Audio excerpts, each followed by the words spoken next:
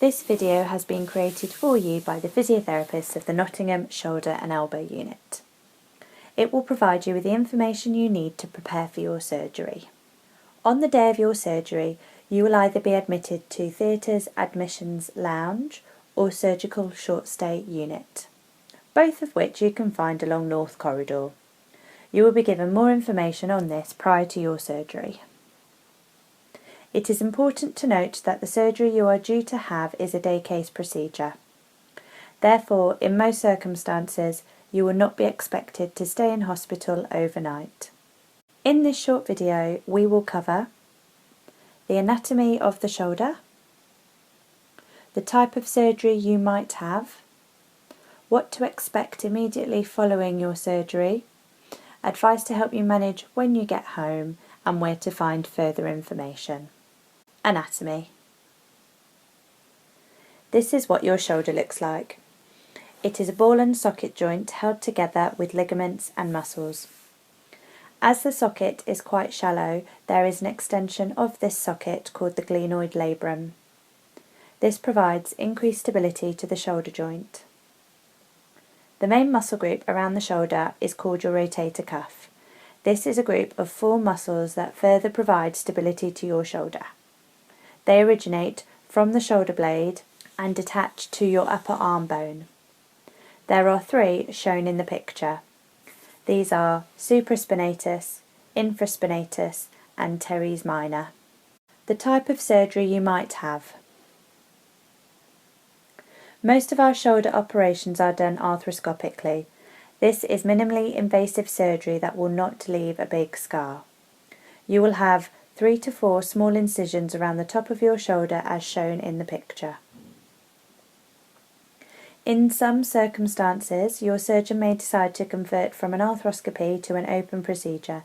This is more invasive and will leave you with a bigger scar extending down the front of your shoulder as shown in the picture. In order to have your operation, the anaesthetist will give you a nerve block. This means that you will be unable to feel your arm during and for a short while after surgery. You may then be sedated so that you will be asleep during your operation. This will be decided by you and your anaesthetist. What to expect immediately after your surgery. When you come around after surgery, your arm will be in a collar and cuff and you will have a dressing on your shoulder as shown in the picture. Depending on what surgery you have had will determine whether you need to wear a sling and how long you will need to wear it for. Some procedures do not require you to wear a sling as it is really important to start moving your arm straight away. If you do require a sling, this is what it will look like in most circumstances. You will be informed what sling you need to wear when you are seen by your physiotherapist post-operatively. They will advise you if you need to wear a sling and how long you need to wear it for. They will teach you some comfortable sleeping positions,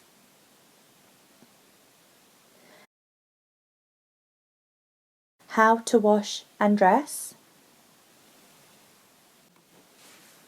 and teach you any exercises you may need to do. These exercises will vary depending on what surgery you have had and your physiotherapist will instruct you further. For those of you who do not require a sling, you will only need to wear your collar and cuff until the nerve block has worn off.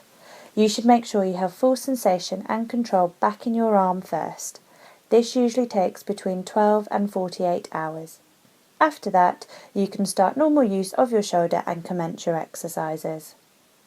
If you are having any other procedure, the time you spend in a sling will be anywhere from 2 to 6 weeks. You will be advised by your physiotherapist. When you are wearing your sling, you must not use your arm for any activities.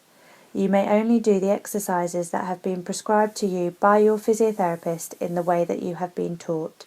This is to protect the repair of your shoulder. What to expect after your operation. You will need follow-up physiotherapy to help you make the most of the surgery that you have just had. You can have this physio at a range of locations and this will be discussed with you whilst you're in hospital. You will be required to attend a follow-up clinic appointment which is run by our specialist physiotherapists alongside the consultants. You will have around 3 appointments depending on what procedure you have had.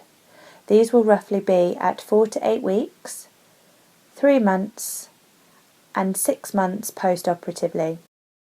If you have had a rotator cuff repair, you will not be required to attend the first clinic appointment as you are reviewed in the outpatient department by the shoulder physiotherapists.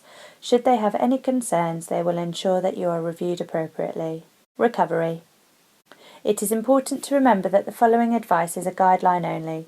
For further instructions, please refer to your patient advice booklet or ask your treating physiotherapist. Driving. You can usually start driving when you have come out of your sling and you feel confident that you can control the car in an emergency situation. It is good practice to speak with your insurance company to check that you are covered to drive following your operation. Strength. If you have had a soft tissue repair, for example a rotator cuff repair or a stabilisation, you can start strength training at 3 months following the date of your surgery.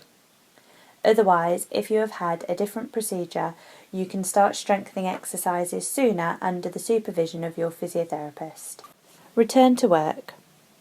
If you are due to have a subacromial decompression or a capsular release, you can return to work at 2 weeks if you have a sedentary job.